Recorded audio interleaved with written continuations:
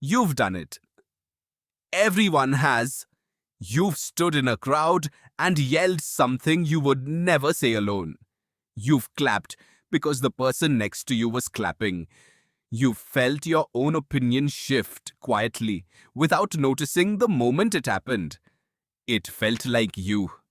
It wasn't fully you. And the real reason is far stranger than peer pressure. Your brain has a switch. Most of the time, it stays off. It flips on the second you're surrounded by enough people who can't quite see you as an individual anymore. Scientists have a name for this. They call it deindividuation. Decode that word, and it just means the loss of your personal identity inside a group. Your name disappears. Your face blurs into the mass. And something ancient underneath your skull decides that if nobody can see you clearly, nobody can hold you responsible either. This isn't a modern glitch. It's a leftover survival tool.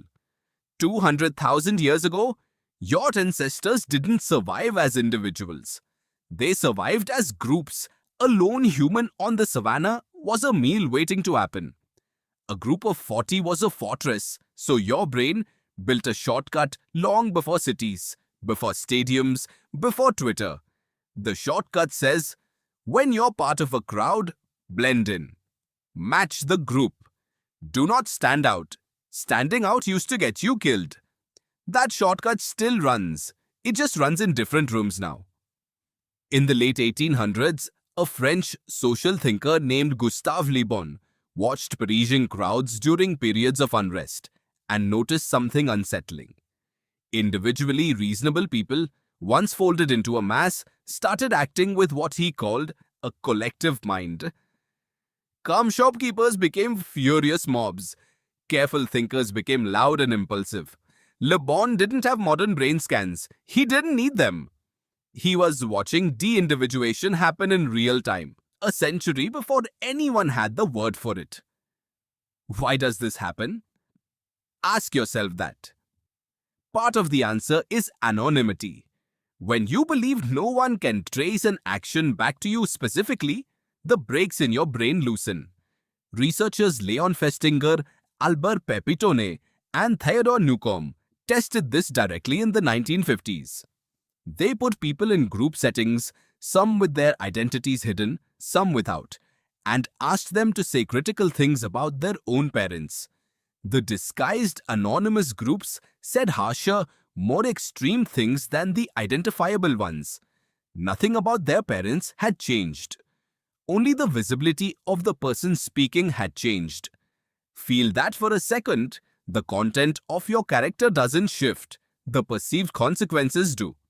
And your behavior follows the consequences, not the character. There's a second ingredient and it's just as old. Diffusion of responsibility. In a group, blame gets divided by the number of people standing next to you. 50 people, 50 ways to share the guilt. Your brain does this math instantly, instinctively, without asking permission. This is part of why bystanders in a large crowd are sometimes slower to help someone in trouble than a single bystander alone. It isn't coldness. It's arithmetic. Your ancestors' brains ran automatically because in a real tribe, someone else usually did step in. So watching first cost nothing. Then there's the deepest layer. Philip Zimbardo, the psychologist behind the infamous Stanford prison study, spent decades studying this exact switch. He argued that anonymity doesn't just lower your guard. It can quietly hand your identity over to the group entirely. Put a mask on a person, literally or socially, and something in them starts speaking a group language instead of their own. Zimbardo watched ordinary volunteers slide into cruelty within days once their individual identity was stripped away by a uniform and a role. Not because they were secretly cruel people, because the self that usually vetoes cruelty had gone quiet. Here's the part that should genuinely unsettle you. You don't feel this happening from the inside. That's the trick. De-individuation doesn't announce itself. You don't think, my identity is dissolving, I am now more suggestible. You just feel looser, freer, louder. It feels like release, not loss. Ask anyone who's left a rally, a protest, a packed stadium, or even a heated group chat that spiraled, and they'll often say some version of the same thing. In the moment, it felt right. Looking back, it felt like someone else. So what tips the switch? A few conditions, and they stack. Physical anonymity helps. Darkness, masks, uniforms, screen names. Size helps. The bigger the crowd, the smaller you feel inside it. And the smaller you feel, the less personally accountable you feel. Arousal helps too. Loud music, chanting, physical closeness, adrenaline, all of it turns down the part of your brain doing careful individual reasoning and turns up the part built for fast group-synced action. None of this is about crowds being evil.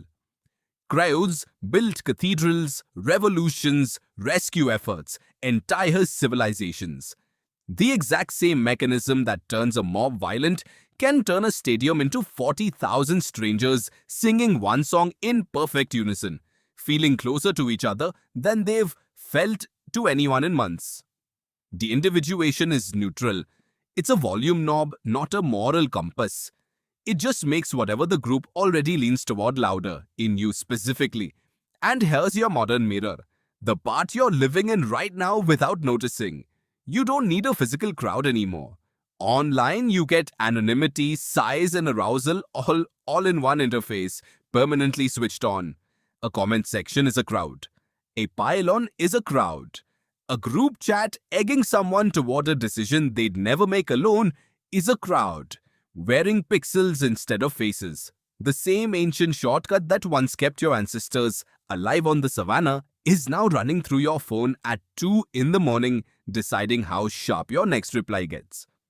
Notice how the platforms themselves lean into every ingredient the research points to. A username instead of a face. A follower count instead of a head count, except this one can reach into the millions. A feed engineered to keep your adrenaline just high enough to keep you scrolling, keep you reacting, keep the careful individual part of your brain quiet while the fast group-synced part takes the wheel. You didn't build this system to exploit an ancient survival shortcut, but whoever did clearly understood exactly which lever to pull. And it isn't only anger that spreads this way. Kindness spreads through the same channel. A wave of donations after a disaster, a chorus of strangers showing up for someone in crisis, an entire platform rallying behind one person's cause overnight. That's de-individuation too, just pointed toward generosity instead of outrage. The mechanism in your head doesn't check whether the group's direction is good or cruel before it lowers your guard. It only checks whether you're surrounded, watched less closely, and moving with everyone else. Which direction the crowd takes you is still in the end partly a choice. So the next time you feel yourself getting louder because everyone around you is louder, pause for 1 second. Ask who's actually talking.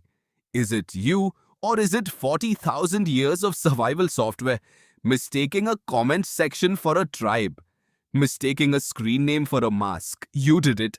Back there in that crowd, everyone has. But maybe now, you'll notice the exact second it starts. And maybe, just maybe, that's the one moment the switch doesn't get to flip without you.